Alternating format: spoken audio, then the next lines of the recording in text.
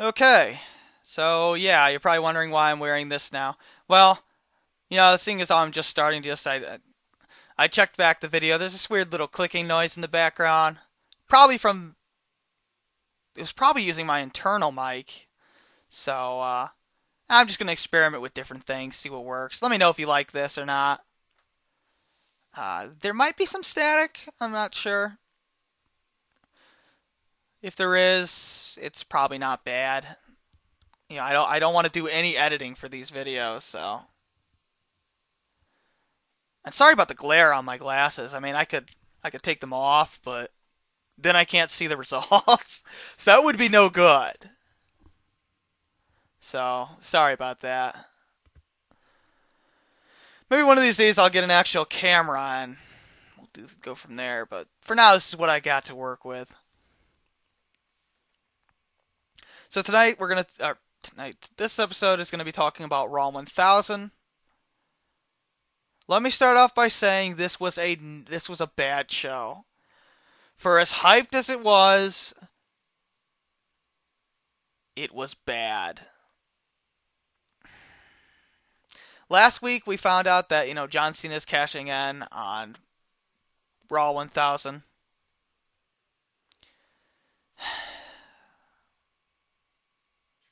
I can't believe how bad the show was. Let's see if I can get to the results here.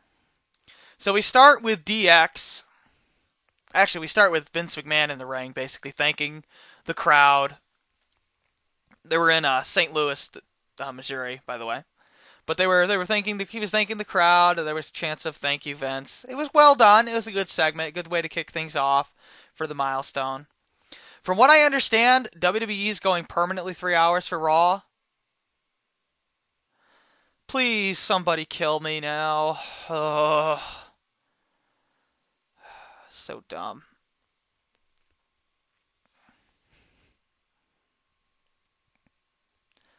Oh well.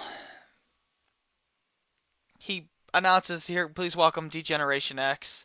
Shawn Michaels and Triple H come out. They do a promo that's totally irrelevant because it's not going to lead to anything. So I'm not really going to talk about it. But he's like, I thought there used to be more of us. Billy Gunn, Road Dogg, and X-Pac come out. I think those were the only ones that came out. Yeah, in an army jeep. So they reunited. China wasn't there, but that's understandable. And they brought out the "Are you ready?" catchphrase. Joked about Michael's questionable modeling past. It was really childish, actually. I didn't like this at all. I know some people probably did, but me personally, I didn't like it. Then for no reason at all, Damien Sandow comes out. What is his problem with DX? What's going on? He comes out and basically says that, you know, people like DX are the problem with the world and the world is degenerating into hell. And that he's going to save them. Or some nonsense. And he's like, now I know the five of you could kick my ass, but I'm going to stand here anyway because I won't be a victim. I'll be a martyr. Okay. So, this was pretty funny. Triple H is like, okay. We gotta talk about this then. Okay? Just give us a second, man. We gotta talk about this. So they go to huddle up, and Damien Sandow's like, the fuck are you doing? He tries to get in the huddle. He's like, no, man. You gotta stay out of the huddle. Okay, we're talking about this, okay? We're talking about what to do.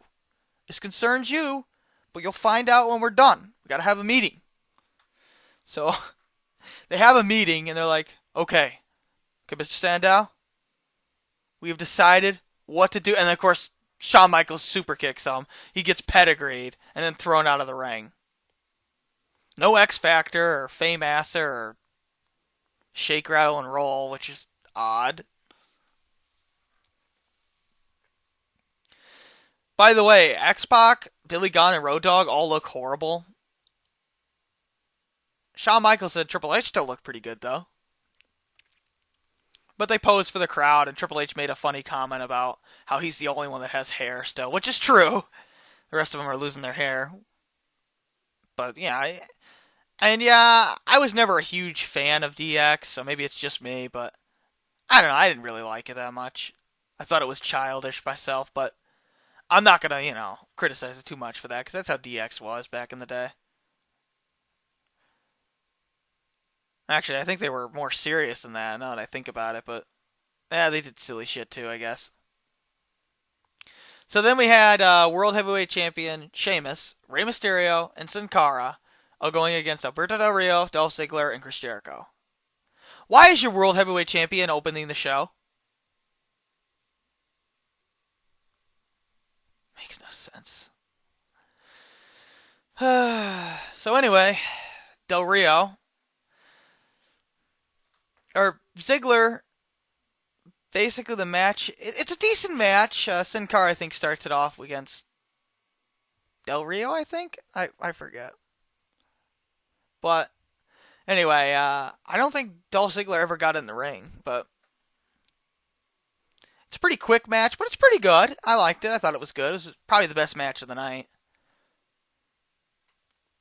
So Sheamus, basically, or Chris Jericho basically is gonna put Sheamus away, and then Dolph Ziggler hits him in the face. He punches him, and he clotheslines him from the side of the apron. He jumps on the apron and hits him. And then he gets bro kicked. Sheamus does. Or not. Sheamus bro kicks himself. No. Sheamus bro kicks Chris Jericho and gets the win. So it's building to. They finally decided, yeah, we want Jericho against Ziggler. They're dropping the Ziggler Del Rio angle, which, okay. I like it. I think it advanced the angle. I thought it was good. I thought it was very well done. Jericho's going to be pissed. Jericho's really turning face now. We'll have to see what they do on SmackDown. But, I mean, this almost cements his face turn at this point. So, I mean, it's almost guaranteed we're going to have Jericho versus Dolph Ziggler. And Ziggler desperately needs to win, so it's good. I like it. Definitely the best match and segment of the night. Then we had Brodus Clay accompanied by Dude Love. Okay. Dude Love was never as goofy as Brodus Clay, but whatever. Against Jack Swagger. Guess who wins? Do I even need to mention it? Like, Dolph Ziggler wins. He comes out and just pins both of them, as he should. Now, Jack Swagger loses, and, okay. Jack Swagger puts up a good fight against Ryback, and then gets squashed in 2 seconds by Brodus Clay. He literally just immediately gets suplexed, splash, 1, 2, 3.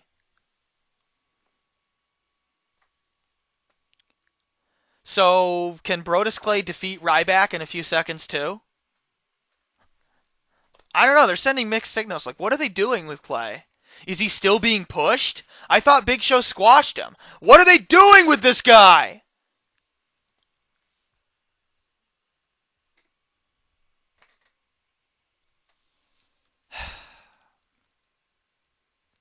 There's a dumb Charlie Sheen angle where he talks about fitting in with D-Generation X and that he likes Sheamus.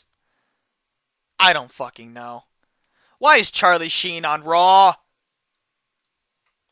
By the way, he's quite clearly being fed things to say because he knows nothing about wrestling, and you can tell that they just basically gave him a script and told him to say these things. Because it's clear he never watched wrestling before, because just because of the way he talks and the things he's talking about basically show that he has no idea about wrestling. He's probably never watched it before this day. So AJ and Layla is talking to AJ. She's basically like, "Oh, you're crazy. Are you sure you want to man your Daniel Bryan?" And she's like, "Yes, of course I do." And Layla's looking at her like she's crazy. And then they open the door and they see Hacksaw Jim Duggan charging down, R-Truth and Piper playing jump rope with little Jimmy, and Mae Young introduces her teenage son, a freaking hand that's now giant. Reintroducing the hand angle, at least it was done in a funny way, I guess. I don't know. I thought it was an okay angle. It was pretty funny, basically poking fun at the AJ angle. You know, like, yeah, she's crazy, but is she really even any crazier than anything else in WWE? And when you think about it, probably not. So I like the segment. It was funny. It was a good laugh.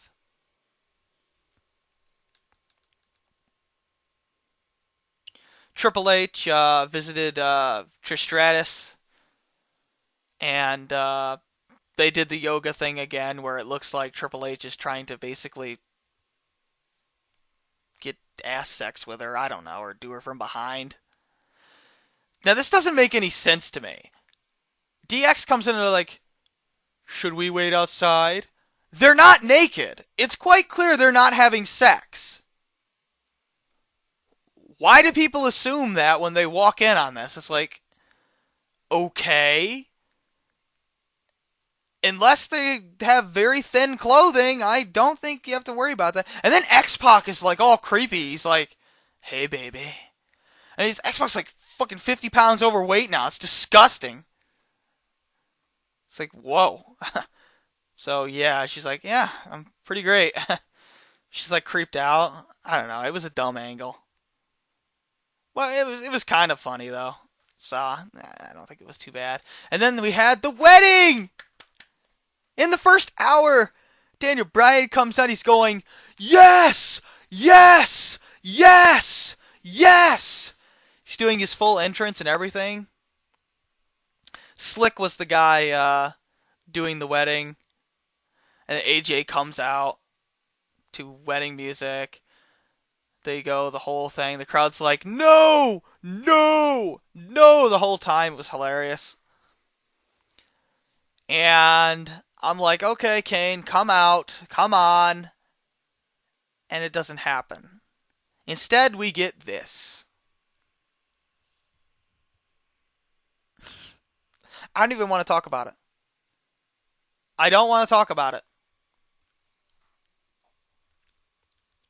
AJ is asked, do you take Daniel Bryan as your as your husband? She says, yes, yes, yes. And then she says, oh, but I'm not saying yes to you, Daniel Bryan. I'm saying yes to Mr. McMahon. Actually, no, she says it like this. I'm saying yes to somebody else. And Vince McMahon comes out. First of all, he's fucking married, so this is disgusting. Secondly, everybody's like confused, like, what the fuck? This just comes out of nowhere. And then she's like, oh no, not that kind of, yes, I mean a business proposal. And Vince says, your new Raw GM, AJ! Let's think about this logically for a second. AJ's crazy, right? Do you really want to put the psychotic bitch in charge of Raw? Really? Really? And by the way, you've taken apart one of your best female wrestlers and put her as a non-wrestling role. In a non-wrestling role. Way to treat the Divas division like shit. So once again, shove her down your throat, shoving AJ down everyone's throat because she got over. It's so dumb. This is the dumbest conclusion to a wedding I've ever seen. To a bullshit wedding angle. This might even top the dumb freaking TNA pregnancy angle right now. This might top it. Oh my god. This is so bad.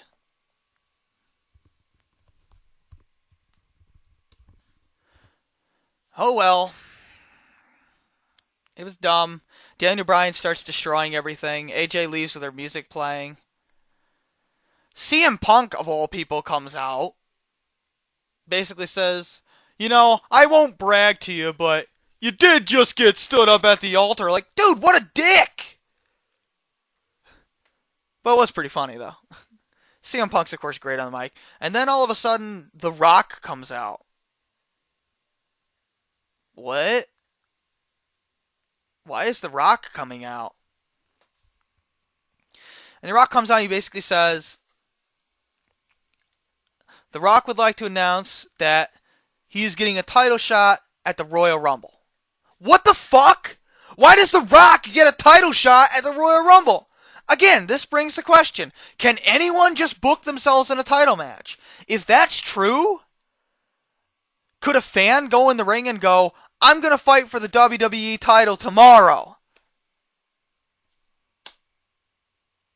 Could Heath Slater come out and go, I'm fighting for the WWE title next month? This makes no sense. When did The Rock win a number one contendership match?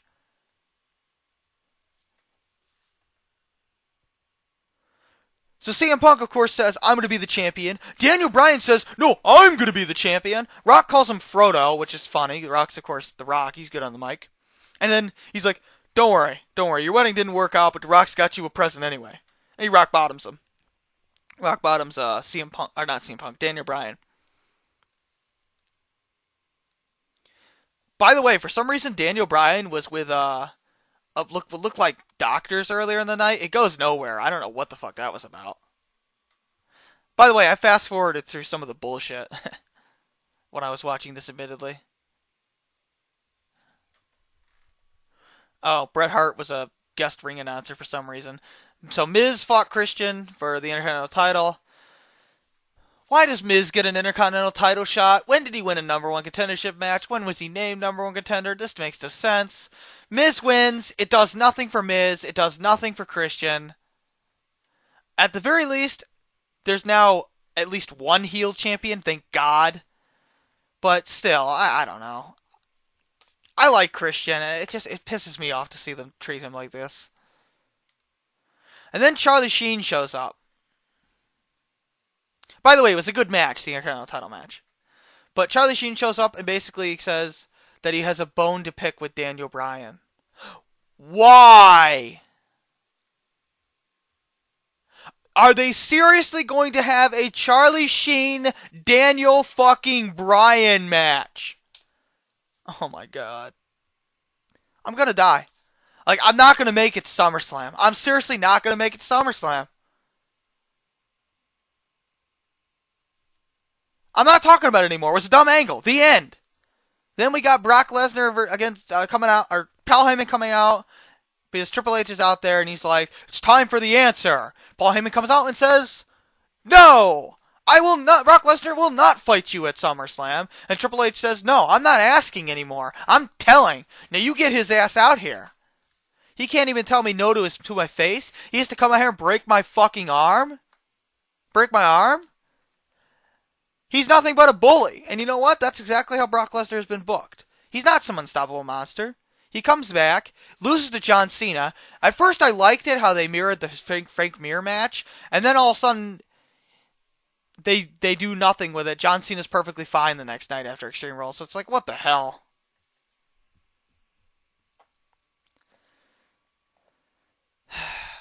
Bottom line, Paul Heyman attacks his children. Stephanie comes out. She's like, don't do that. Don't attack our children. She slaps him. For some reason, this infuriates Paul Heyman. He's like, fine, yes, you can have your match, Triple H. He's going to destroy you. Brock Lesnar's going to destroy you. And Triple H is just like, yeah, well, whatever. And Stephanie, for some reason, starts really beating the shit out of Paul Heyman as he goes after the children again. By the way, Paul Heyman's great on the mic, so this was a good segment. But I don't understand why all it took was a slap to the face to get Paul Heyman to agree to that, when Triple H did the exact same thing last week, and Paul Heyman still said no. So I don't really understand the consistency there. But I still like the angle, so. And this is where it got bad. Brock Lesnar comes out. He proceeds to get his ass kicked by Triple H, who's supposed to have a broken arm in kayfabe. Brock Lesnar gets basically clotheslined out of the ring with ease, and he just leaves. And it plays Brock Lesnar's music, like he got the better of Triple H. What the hell? It makes Lesnar look weak. You know, this wouldn't be a problem if we saw Lesnar on a regular basis, but we don't. We see him attack Triple H from behind and break his arm. So the only way he can beat Triple H is by attacking him from behind. This is what we're proving. If he tries to fight him straight up, he gets his ass kicked. Even though he's supposed to be an MMA fighter, and that's his new character. You got me. I don't know. It was dumb ending to an otherwise good segment. So yeah, they will be having that match at SummerSlam that we knew. Then we have Heath Slater against Lita.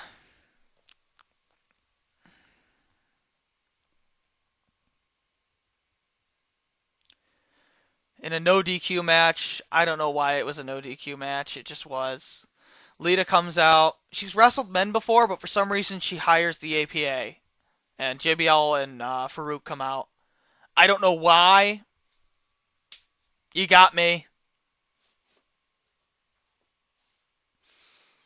By the way, JBL and Farouk still look great. Like, they could be in the tag team division right now. They look great. But they come out, and Heath Slater basically runs away.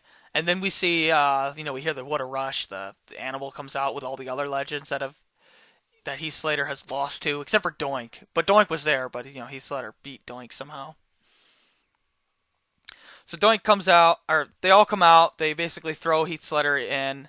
He gets hit with the weird twist of fate thing that Lita does. Then gets a clothesline from hell that fucking destroyed him.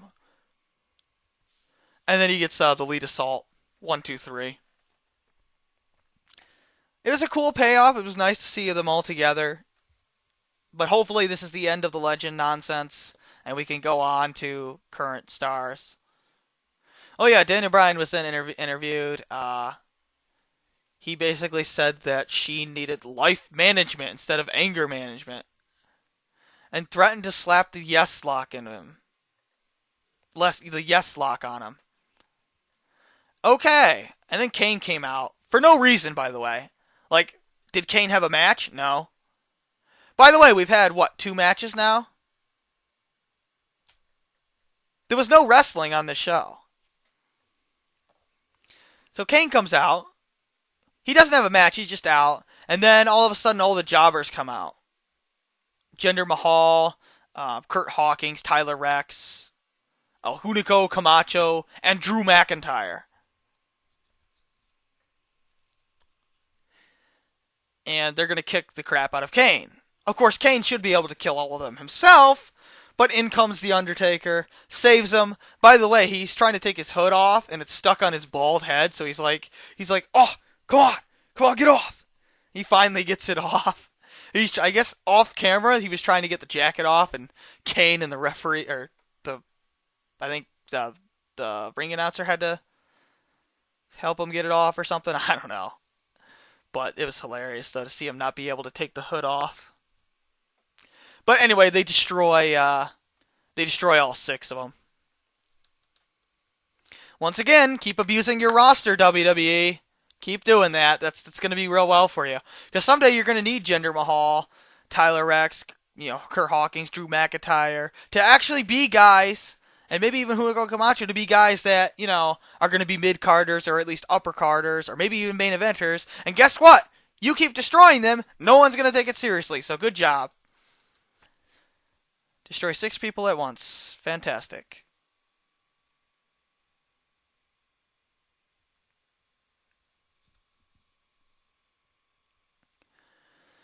Let's see. Yeah, Charlie Sheen basically says, "Well, I'll meet you in the ring." It's like, oh my god. So I guess Charlie Sheen accepts the match. I don't know. The next time they're in Los Angeles. So they're in LA on August 19th. Is that SummerSlam? Yeah, that's SummerSlam, I think. That's Sunday. Great. So we're going to have that to look forward to. Charlie Sheen's just going to beat him, right? Then we've got the main event. John Cena going against CM Punk. WWE title. The match was shit.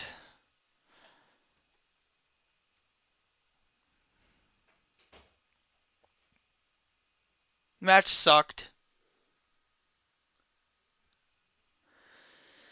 It only lasted about 10 minutes. By the way, when this match started, it was 10:55, so you knew something was going to happen. So in comes, basically there's a ref bump. Big Show comes out, spears the shit out of John Cena.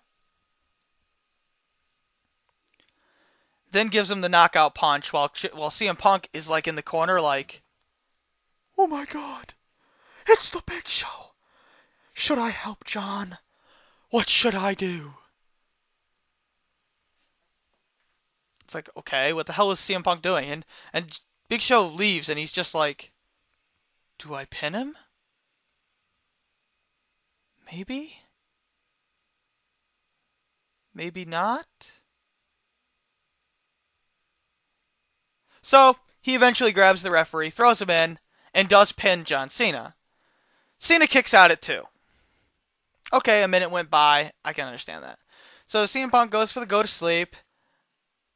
Cena no sells, reverses into the STF. Super Cena, about to win, and Big Show comes back, hits John Cena in the back of the neck. DQ. John Cena has failed to cash in his Money in the Bank successfully.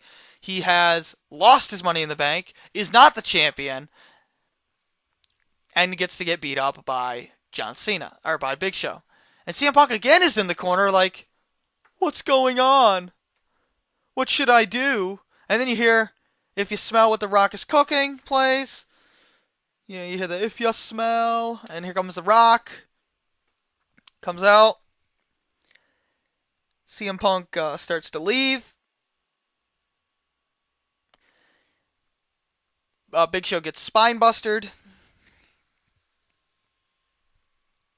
And then he goes for the people's elbow. And then out of nowhere, CM Punk clotheslines the shit out of the Rock. 2 thumbs up, WWE. Great angle. Great job. CM Punk turns heel. They are building to the Rock versus CM Punk. Great job. Excellent. Now, I'm going to predict that CM Punk goes on to Royal Rumble with the title and defeats The Rock. I think The Rock's going to put... I'm going to predict that The Rock's actually going to win the title from him and then go on and lose it to John Cena at WrestleMania. But what I'd like to see happen is CM Punk goes into Royal Rumble with the title, beats The Rock, goes through WrestleMania with a title, and really becomes that mega heel, that Triple H. WWE needs a mega heel. They need a Triple H-like kind of guy. CM Punk is that kind of guy. He can be that heel that you hate, but damn it, he's right about so many things. You know, he could be the anti-hero heel. He plays that role so well. So I like it. I thought this was a great ending to a terrible show. Saved the show. Overall, I would actually give the show, I would have given it like a 4 or 5. I'm gonna raise it to like a 6 or I'm gonna raise it to 6.5 out of 10 because that I'm interested now. I want to know where this goes. So overall, Raw 1000 was disappointing until the end, where they really did have a good angle.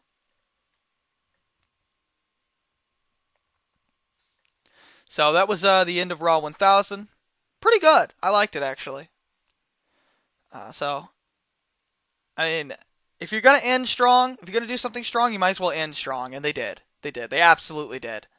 I don't know how they're gonna keep up with this 3-hour nonsense, but we'll see what happens. But I'm optimistic after this show. I really think that they're gonna do something with CM Punk. Like I think he's gonna hold the title for a long time, and it's really gonna do a lot for the WWE Championship. We just need to introduce the new title. Because those of you that don't know, there's apparently a new belt coming out for the WWE Championship. So we'll see.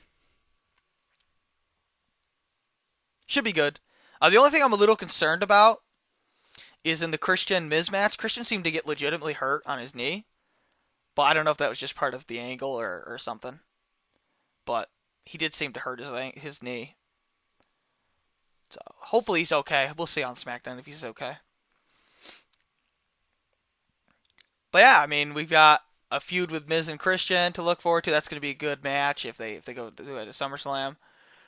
We got John Cena potentially facing the Big Show. Yeah, or maybe even facing CM Punk. I don't know where they're going with this, but I'm actually interested in seeing what they do.